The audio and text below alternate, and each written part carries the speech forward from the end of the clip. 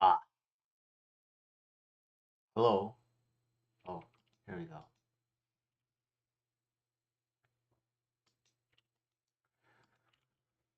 What's going on, everybody? Everybody, what's going on? Uh,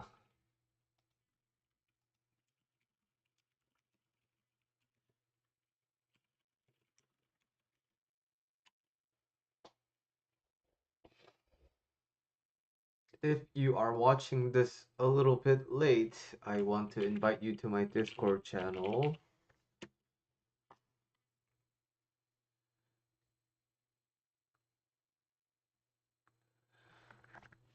My Discord channel has a meditation party which happened today morning, and we had three people join the meditation party today. Very lightweight, just 10 minutes, and it was a lot of fun. We always have a good time in the meditation party. So let me actually change the font for this thing because I want to, let's see, best font for YouTube subtitles. Tahoma. Hmm. Select font. Tahoma. Is this slightly better to read? Well, I can't tell. Let's see. What else can I do? Can I align middle? Okay. Oh, that looks more like captions. Okay. And the how can I make the let's see. I want to make the margins padding a little bit there. Padding. Is there a padding setting? No. Outline? No, that was not it. Oh, maybe I can remove the background. Why? And then I can put a outline where the outline is black. No? Maybe make it a little bit thicker. Oh, I like this. Okay. Now I just have to align this to the center a little bit. Okay. Oh wait, is it in the middle? Okay. Hello. Uh, okay, good. I think this is middle. Okay. I think this is how subtitles will work from now on. Cool. Figure that part out. Nice. So today I just want to record two videos tonight.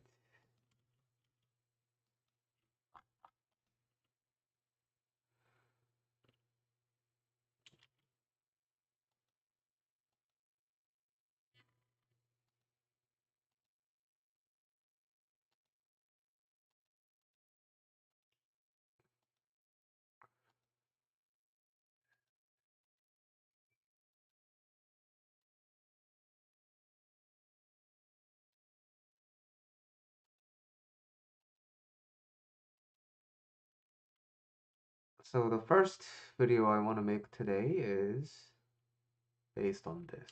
Okay, looks good.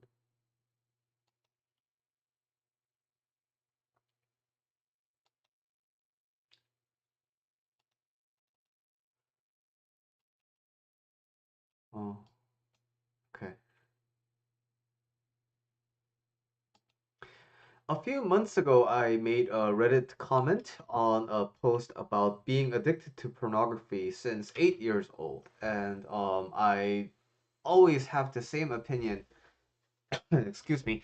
When it comes to addictions, when you're addicted to something, you know it's bad, but you keep going back to the experience because there's a reason for it, and whenever you have this feeling of like, oh, I want to,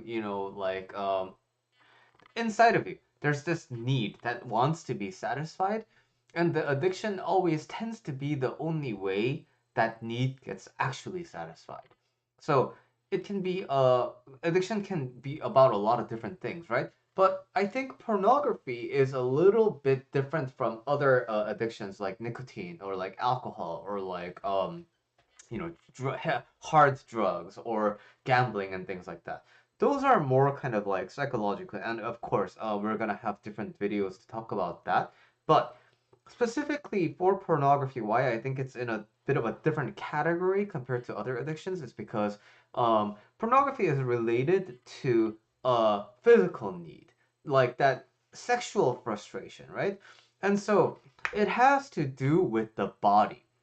And what's different about this is it's actually related to all the other kind of body related topics. So sleeping, if you are a late sleeper because you feel like you kind of wasted the day, and then in the morning you want to I mean at night you're like, I don't really want to go to bed right now, I want to be up a little bit more, and so you go to bed really late, and then of course you wake up super late, and then cycle continues, right? So you want to break that cycle and you want to wake up early. But then when you do wake up early, it's hard because your body wants to sleep.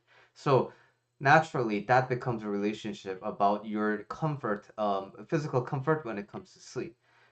In another dimension, eating, right? A lot of people have eating problems, and eating is actually also related to another physical sensation, hunger, right?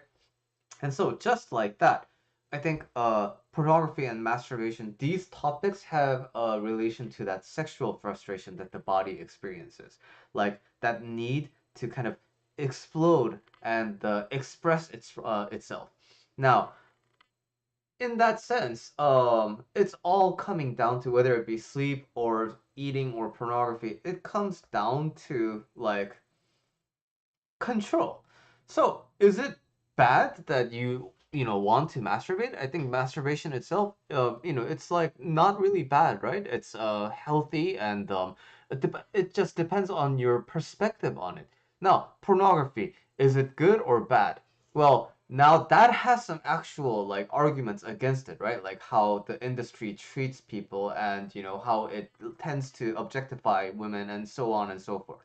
So, I think the act of masturbation itself is like a physically natural thing to do. Animals do it too. So it's not strictly like related to a human behavior that's bad. So when we have these things that we want to kind of keep it to a certain level, we have to ask ourselves like, what need is being satisfied along with the physical comfort? If it's just purely physical, then why can't we tone it down a little bit? The physical part is because we have a deep relationship with comfort.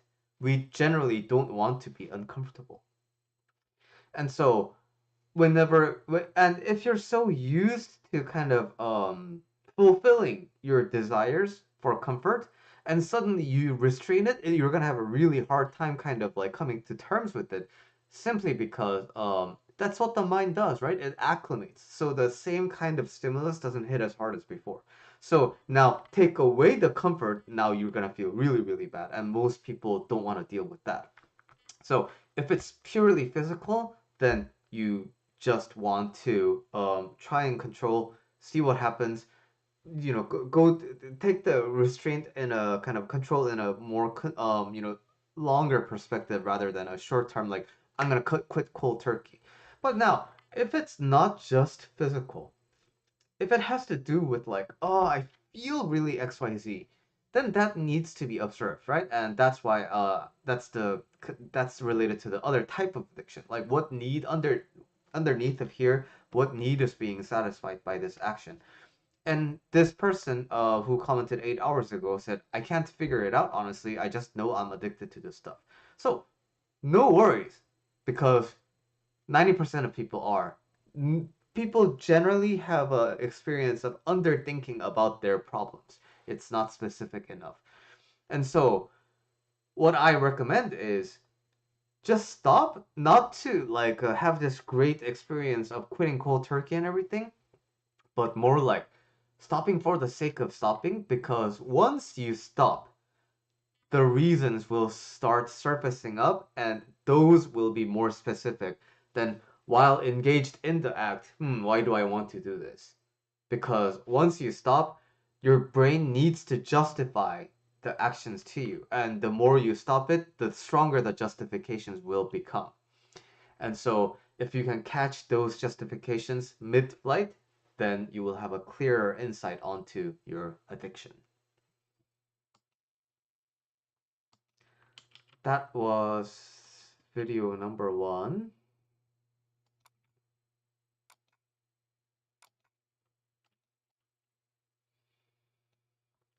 And now let's go to video number two, which is going to be a podcast episode.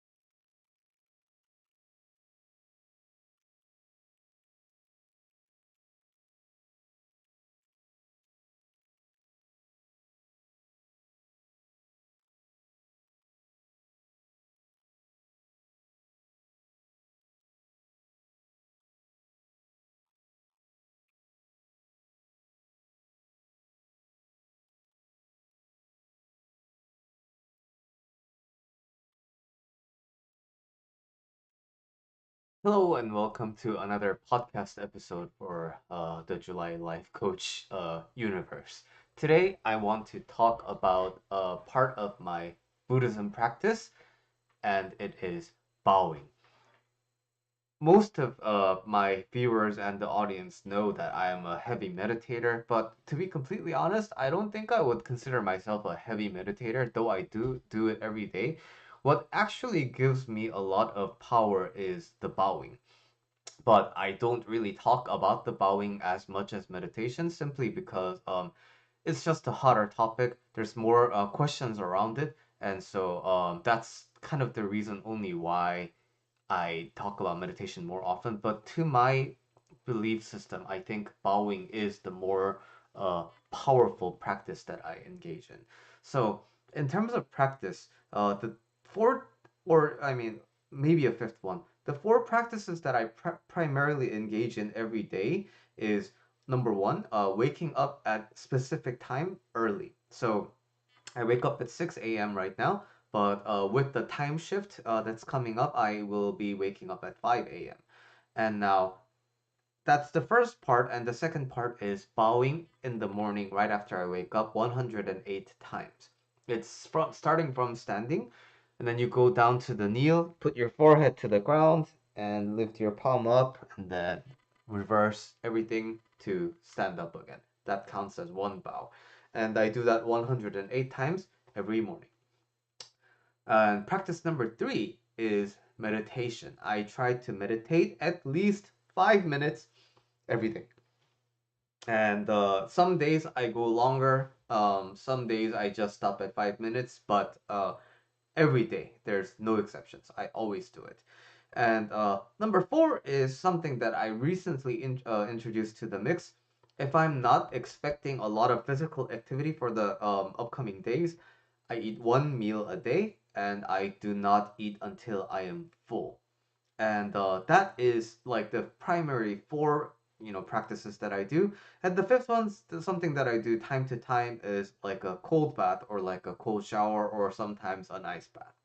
No, all these practices are meaningful on their own. And what do I mean by practice? In Korean, it is called suheng, and the twang says the subtitle. But it is actually the Korean term for like practice. So you're a practicing lawyer, you're practicing something, right? In terms of that practice, it's less about skill development, which it sort of is, and we'll talk a little bit about that. But it's more around I am a practicing Buddhist philosopher, and uh, and among all of this, I think the most important aspect is bowing. But the thing is, um, it is not really a universal practice in the Buddhist world. It is a very specific form of practice found primarily in Korea and only some other parts of the other Buddhism diaspora. So I know that in the Theravada tradition of Buddhism, there is meditation, and of course the Mahayana does meditations as well. But to my understanding, the bowing is more or less only widely popular in Korean Buddhism.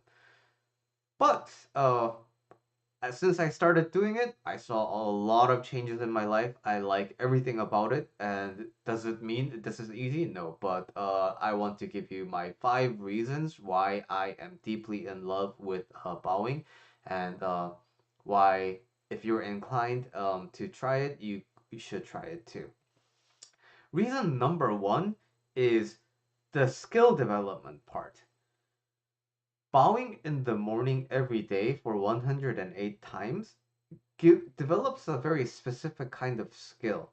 And this skill translates to all other areas of life. Is it developing quads or like hips or like, back? That we'll cover in the later section. But when you start bowing, what you will notice is you really, really, really don't want to do it.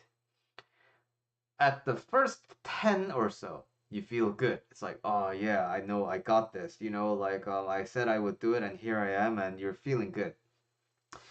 By the 20th, you kind of lose yourself, right? And then you're like, oh yeah, I'm in it, and you're passionately bowing.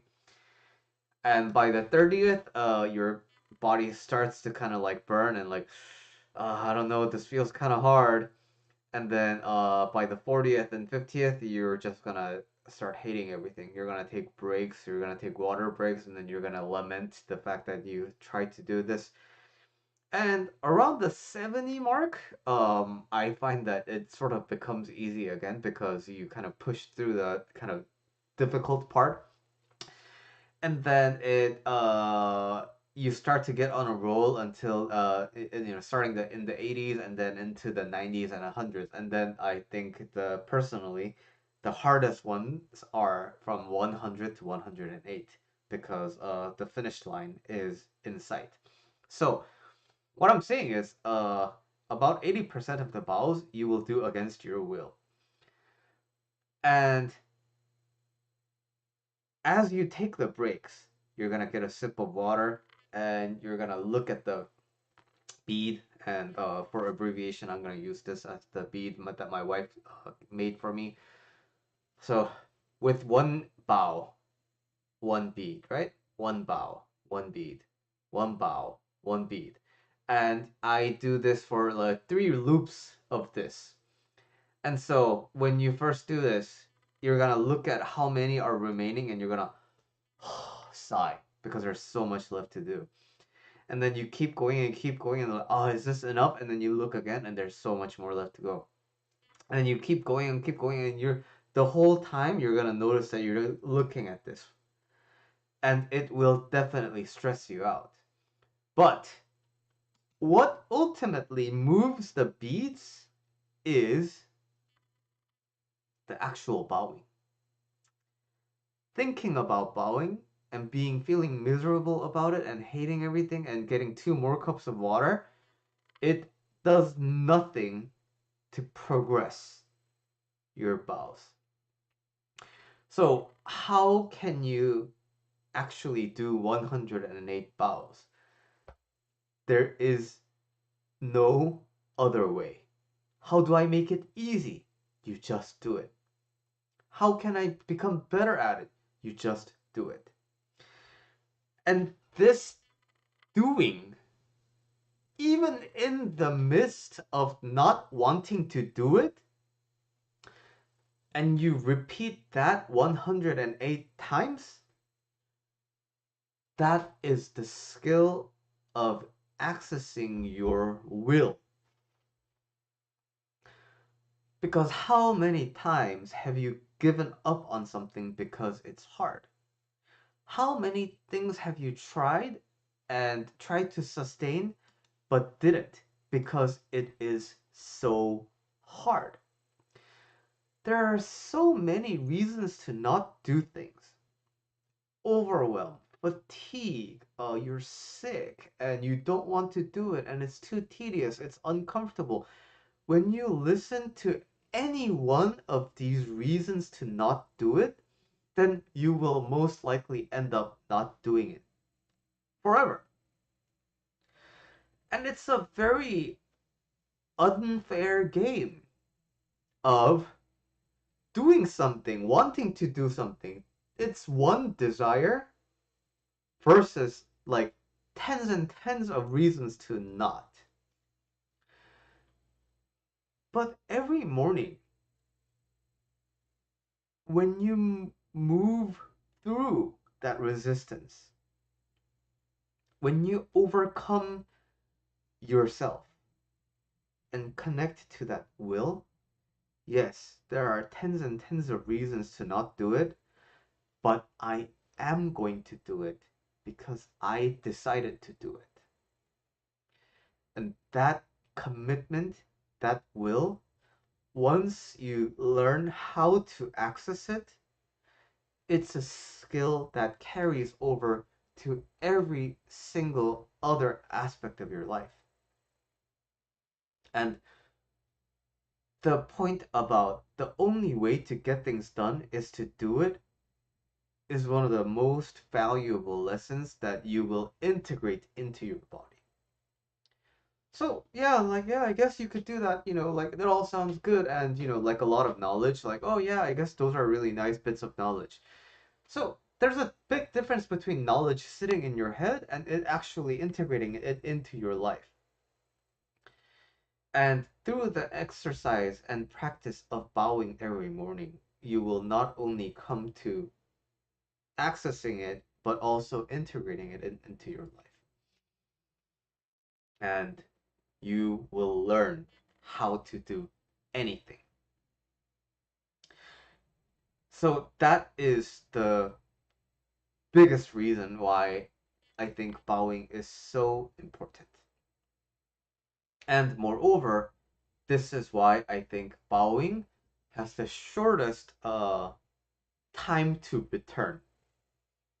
So meditation, I think it realistically takes a very long time, maybe months and maybe up to a year to actually make some progress, especially if you are doing it alone. If you're not getting someone's advice and you're doing it alone, there's so many distractions and there are so many like ways you can kind of fall into distractions. So meditation takes a little bit of time, and not only that, meditation is a little abstract, so you can't really tell how it's going to integrate into the rest of your life. But bowing is different because it's so physical and it's so positive. So you know how there's like the concept of yin yoga and yang yoga. So um, just like that, I think bowing, when coupled with meditation, gives you the shortest time to actual tangible, visible changes into your life.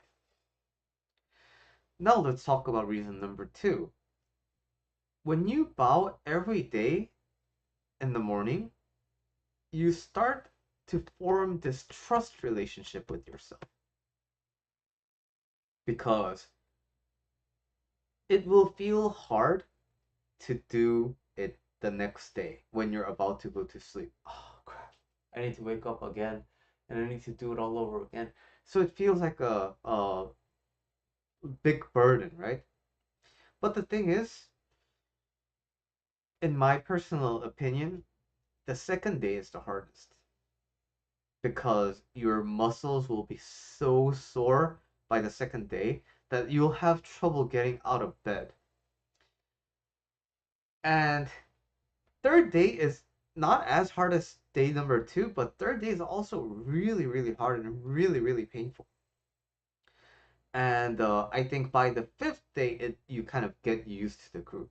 So, what this means is when as you keep bowing, there will be many, many, many, many, many temptations for you to stop. I don't want to. Oh, I drank a bit too much this afternoon. Or like, oh, I trained too much jujitsu. I don't know if I can get, wake up tomorrow at that time. Or like, oh, I have other things to do. And then so your body and your psyche is gonna reject this idea of like I need to do this every day because again, why? Like it's what the body does when it's met with discomfort. It's going to give you all these reasons to fall back into the warm, safe hands of comfort. It's going to want you to not do anything for the rest of your life. But the thing is, if you have that track record with yourself, you know what? I passed the first week of bowing. That means I can probably do it tomorrow too. And the longer you have this kind of a streak and the longer you kind of have this deep trust relationship with yourself, that confidence starts to carry over. Like you might start a new business and it may feel really intimidating to go into the market and talk to, do calls or like, sales pitches or like elevator pitches to other people. But the thing is, what's harder? Bowing every day, early in the morning, 108 times for like months, or just one elevator pitch? And it will give you a perspective shift on the things that you can do. So you cannot do anything, but you know what? Today, I didn't do anything, but I still kept the promise to myself. And that kind of confidence and that kind of a very deep trusting relationship with yourself, it will carry over into other areas of your life.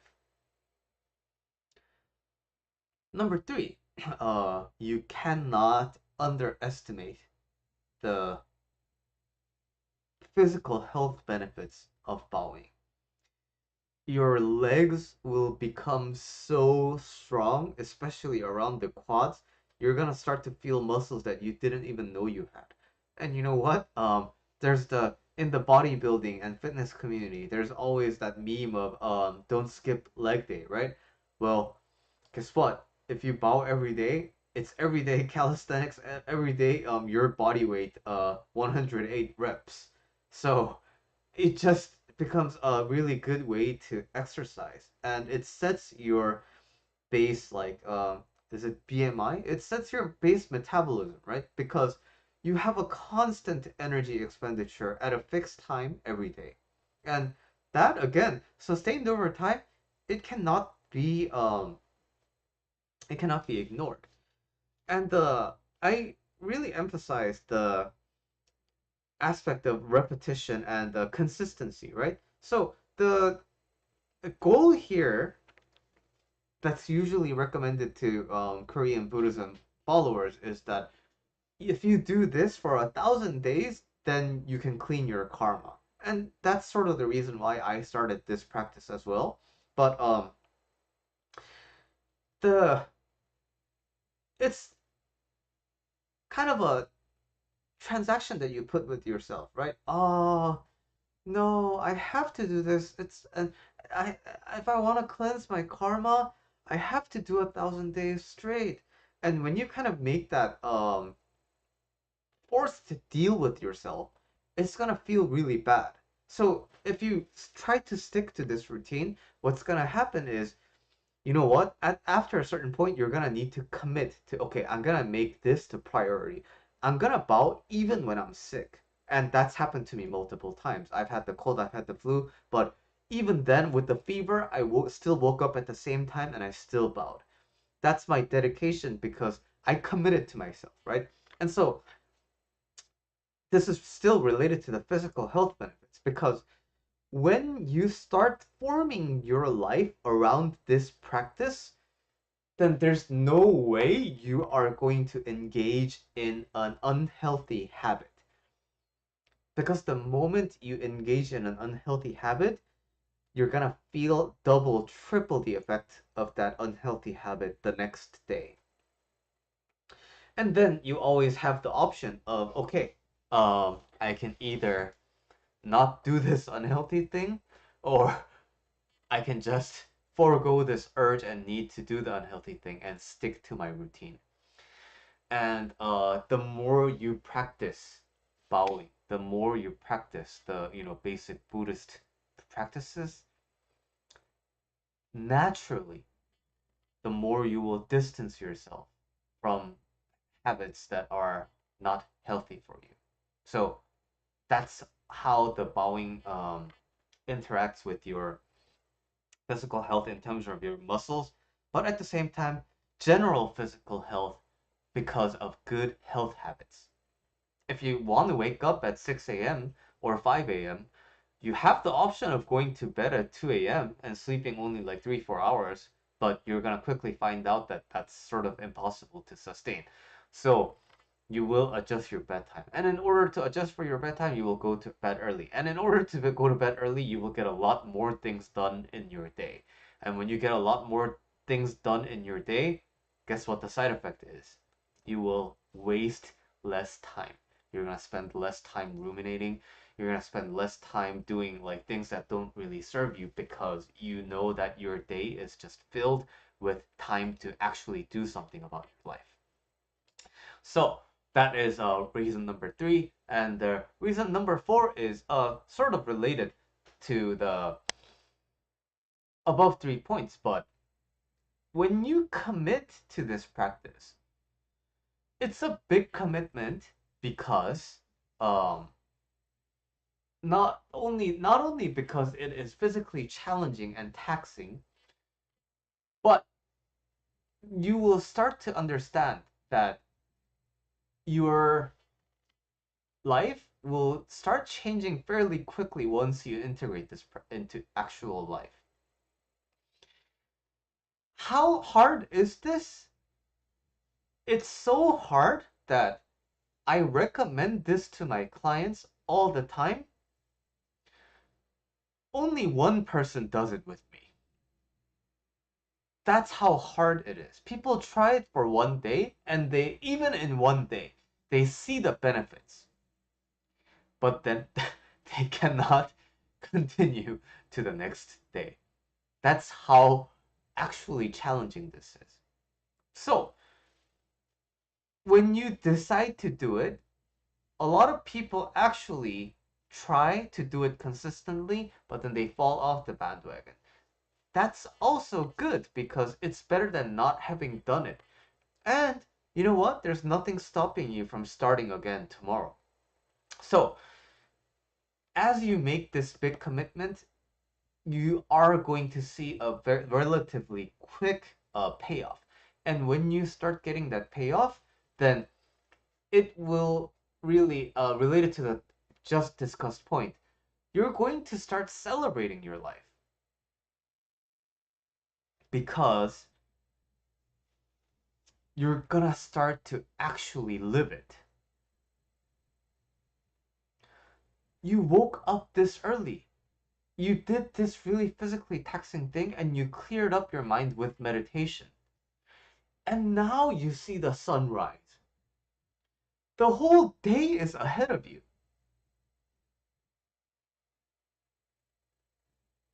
And you could go back to bed. There's nothing stopping you from going back to bed. But the thing is, that feeling of accomplishment that just comes by doing this and making this commitment, it will bleed into other areas of your life. You will go to the same work, but your contributions will be different. You will have the same conversations with your coworkers, but you will just be more charged. And as you keep doing this, the bowing itself will be a celebration of your life. Instead of this physically taxing thing that feels like a punishment, which a lot of people think it is, especially when they watch videos of me bowing, then they think it's kind of a punitive thing, right? Oh, I have sinned, therefore I must repent for it. It's actually very far from that. Bowing itself becomes a celebration of your life. Every day I wake up in the dark, but as I bow, I see the sun rise, and it's such a gift for me because every time I rise with the sun, I raise my heart, and it gives me a new connection to feeling alive in this world. That, to be completely honest, I haven't felt before. And even if I did feel before, it was very transient. I only felt it for like a moment, and then quickly forgot about it. And then I would look at a picture of those days, and I'm like, oh yeah, those were good times. But then it would never stick. But now that I've been doing this for about 3 months, which is like a fairly like standard, like long time, um, every day, bowing is a celebration of life. And my clients keep, especially my business coaching clients, they keep asking me, "How are you so up early, and how are you up so late at the same time?" Um, well, I'm just living life, and isn't it hard? Isn't it tiring? It is to the body, but my mind is always feeling innervated because I'm alive, and every day is a celebration. That's reason number four. And reason number five is I get to repent. Now, isn't that a little bit weird because I just told you that this isn't a punitive thing? Well, it's not. So let's elaborate on this a little bit. I learned that the practice of bowing is to let go of the ego, to let go of the idea that I am right. And that was my sort of knowledge that rested at the head at the time. But over time, as I bow, I have become more and more of a Buddhist philosopher. And as I work with clients across so many different topics, relationships, jobs, money, business, and parents, and all these different topics,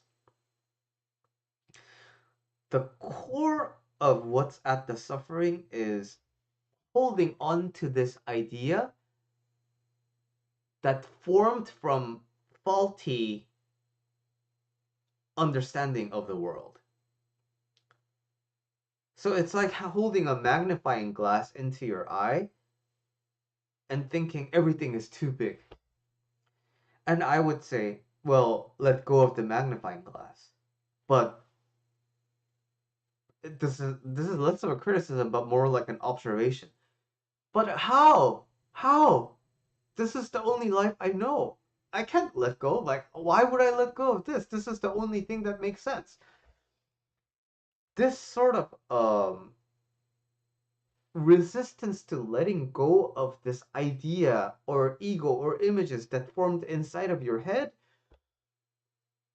is pretty much at the root of all the suffering that I see in other people. And to be completely honest, mine as well. So, in order to let go of that, you want to invite the idea that maybe, maybe I'm not right. Maybe there's a possibility that I may be wrong.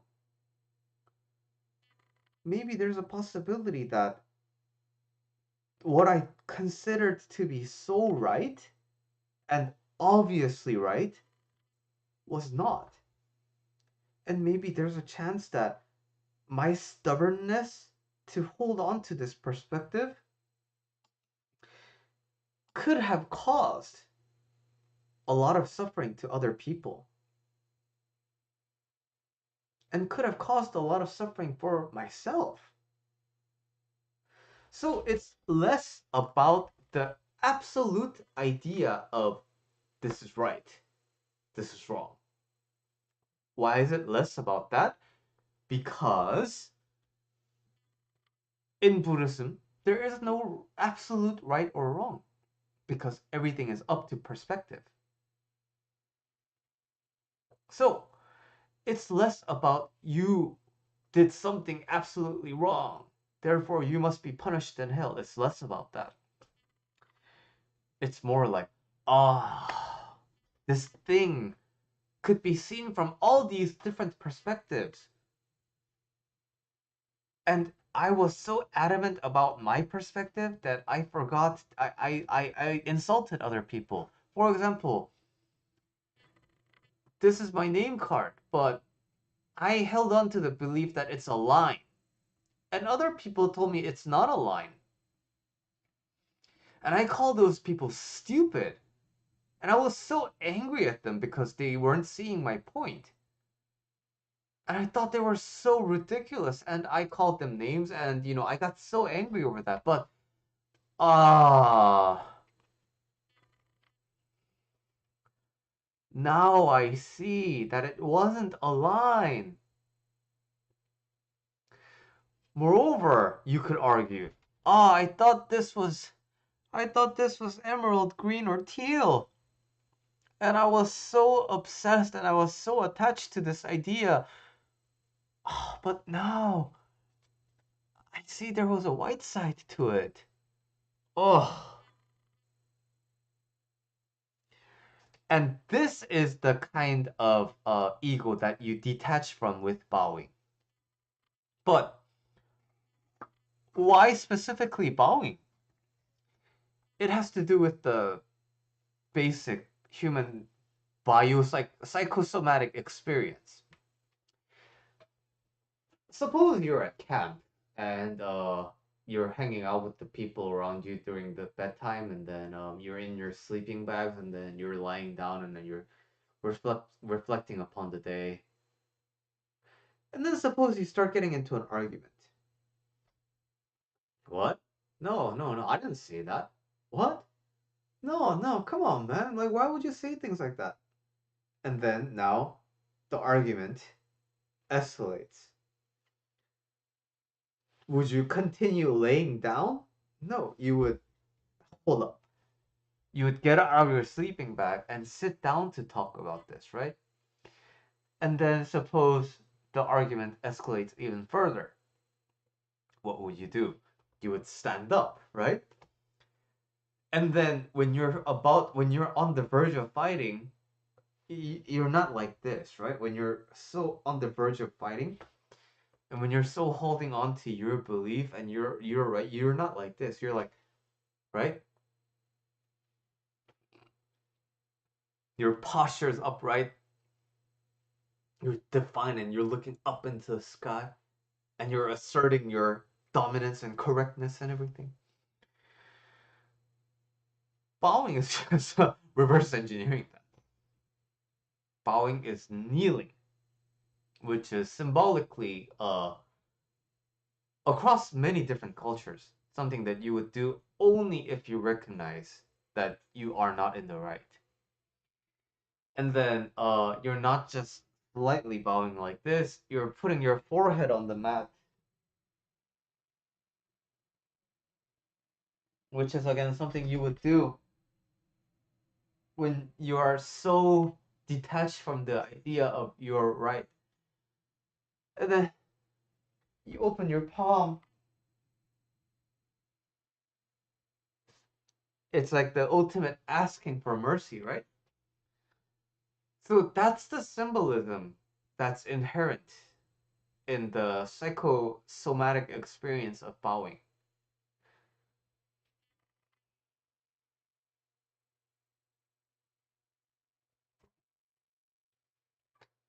And that constitutes one attempt at letting go of the ego.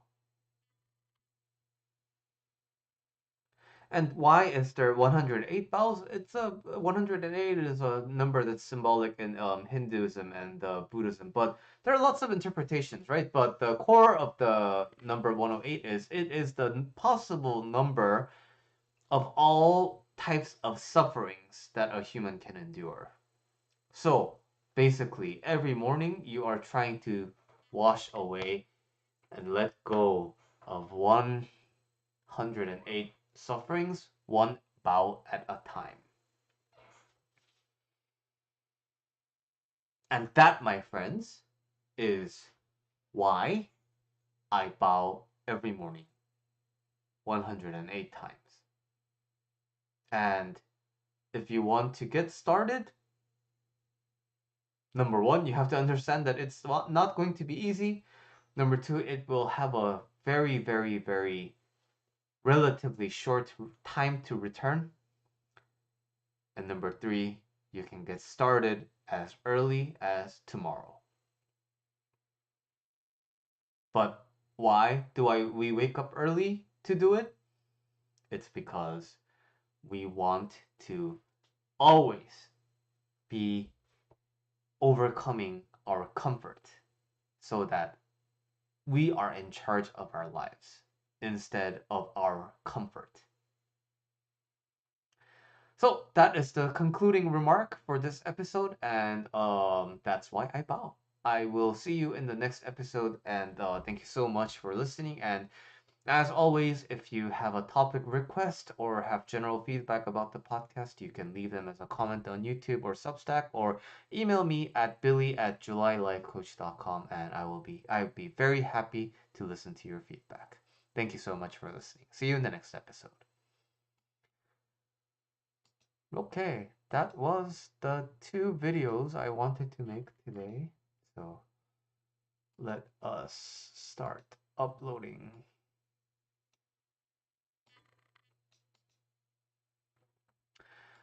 How are you guys doing? Was your Monday good?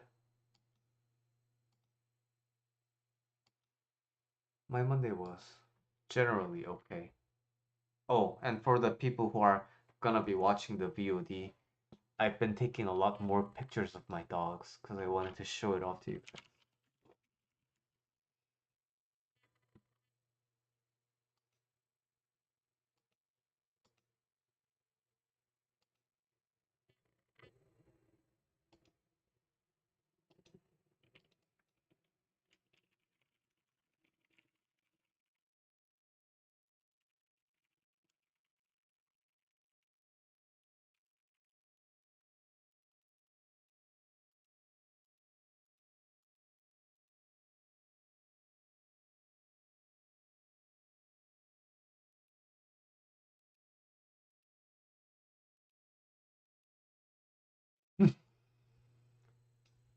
My wife gave me chocolates for Valentine's, and I've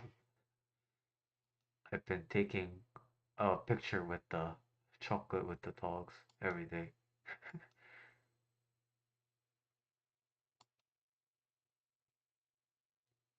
She was lying next to me.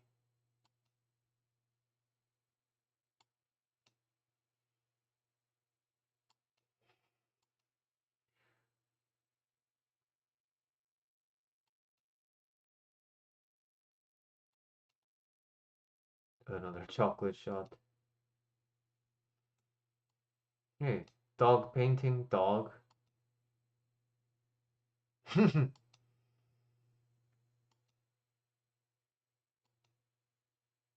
Yeah, she's been borrowing a lot. Oh yeah, this is from a local. Hi, Kaylee. Yeah, yeah. That's the whole point, right? That's the whole point of yeah, who gets to live my life? I do. And nobody else.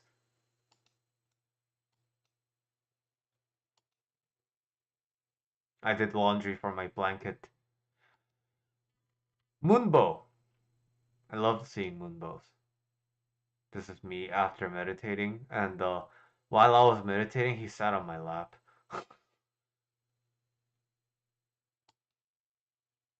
Oh yeah, this is our neighborhood kitty. Can you see the cat? We have a food bowl out, and he likes to occasionally come by and visit. This is me eating a apple,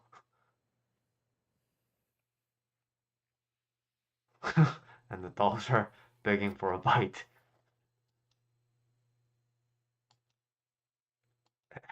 Every day we have a certain time of the day where we get this really dramatic sunlight. Oh man, he needs a bath. This is them today sleeping. That was how the dogs have been doing. Ah,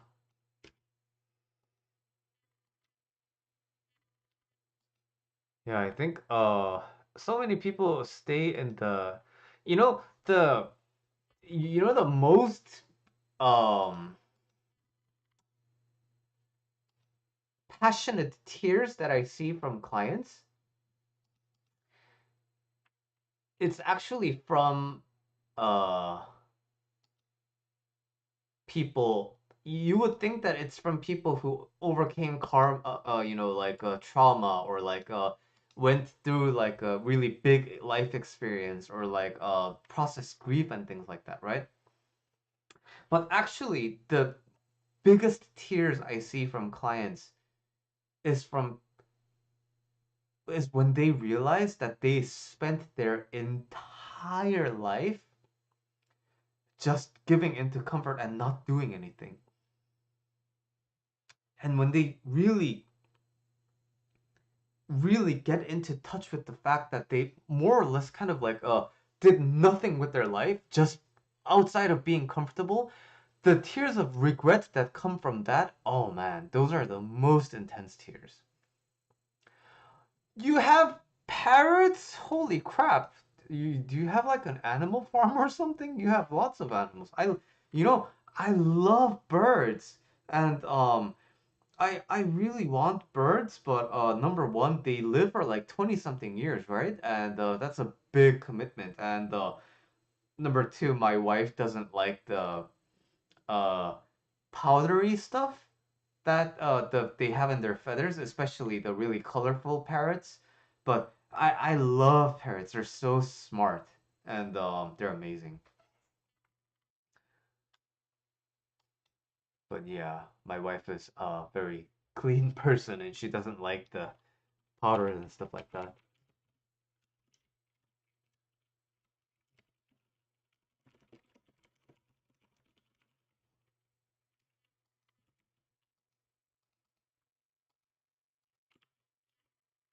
But birds like apples too.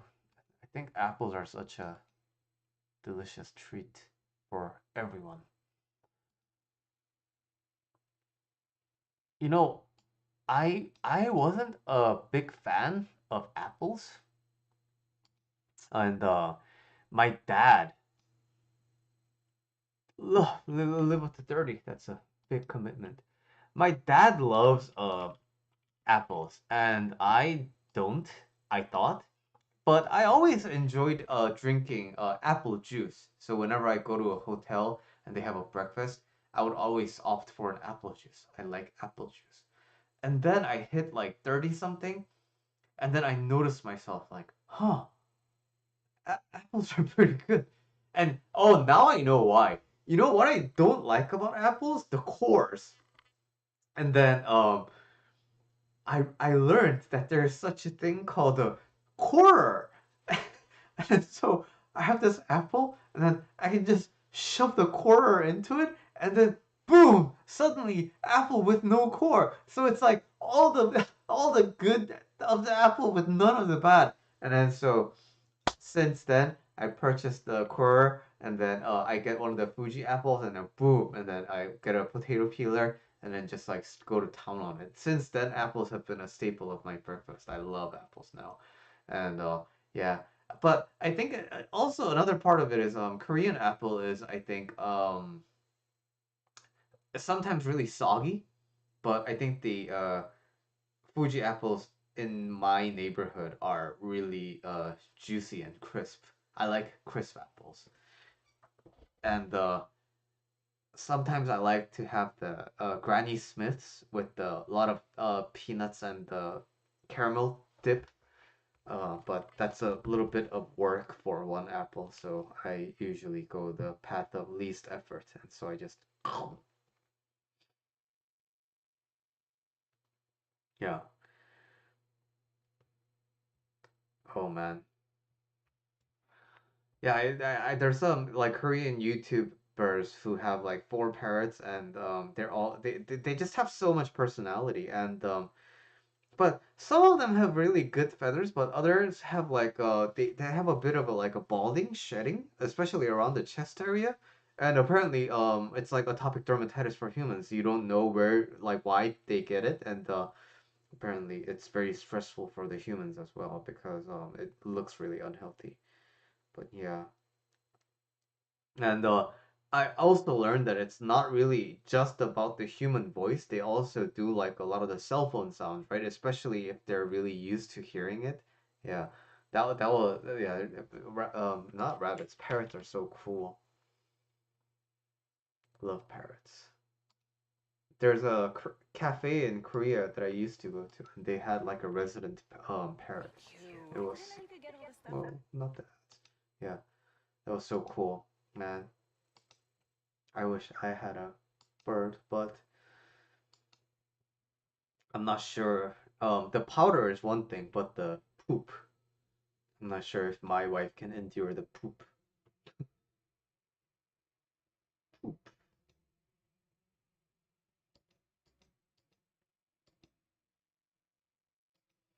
Oh yeah, just a quick heads up to the viewers who are watching.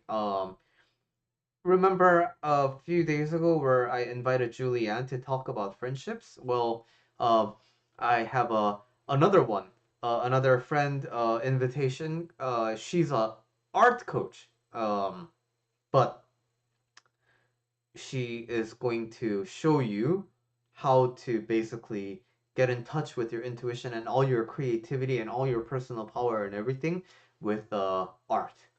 And so I'm gonna, like bring a, paper and pencil and everything, and I'm gonna show my process. And my friend Susie Chan, she is going to walk me through the process. And so for that day, I'm gonna post it on the community as well. But also, I want you to, for that day, come prepared with like a paper and pen, and then let's draw and let's create some art together, and then we'll see how things go. And I think it's gonna be really, really fun.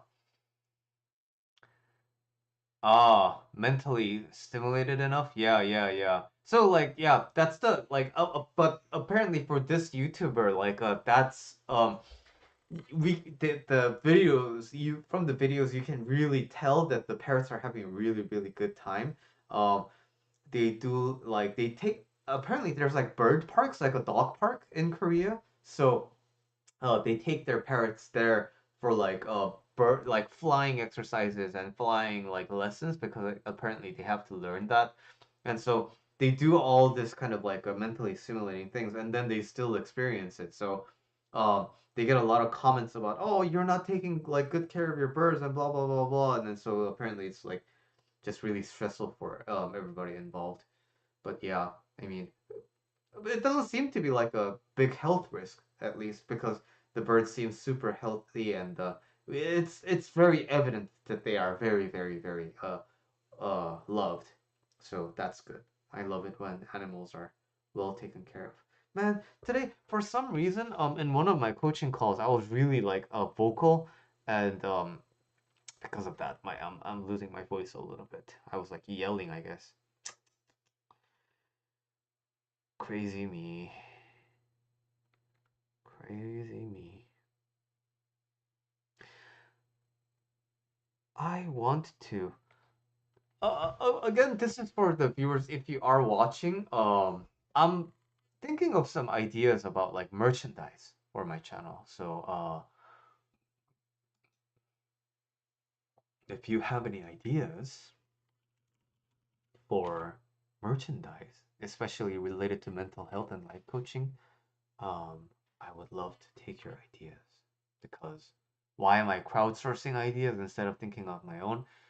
I I don't I don't really buy merch from other people, so um, but I want to expand my creativity in that realm. So if you have any ideas for merch, please let me know. Yeah. Okay.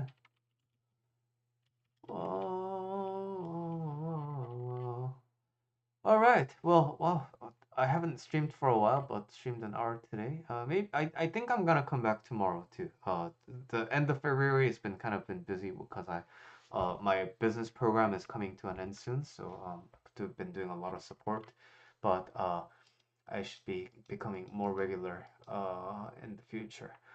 All right. Well, for all the viewers who watched the bits of the stream or and all the stream, I hope you have a happy night and happy Monday and have a happy rest of the week. Kaylee, thanks for hanging out and I'll see you next week in meditation. Again, if you want to join the meditation party, the link is like right here. Hi, Meku. Hey, yeah, no, you didn't miss it because I'm still here. And today I recorded a podcast episode and a video from a feedback I got on Reddit. So then they're gonna be uploads soon. So you didn't miss much. All right, all right. How do I say your name? Is it Meku or Miku or like is it like Hatsune Miku or like Meku? What is it? I would love to know because I believe in pronouncing names correctly. Um, yep. All right. Well, that is all. Thank you so much, and I will talk to you tomorrow. Meku. Meku. Okay, so none of the above, huh? All right. I'm Meku. All right. Have a good night.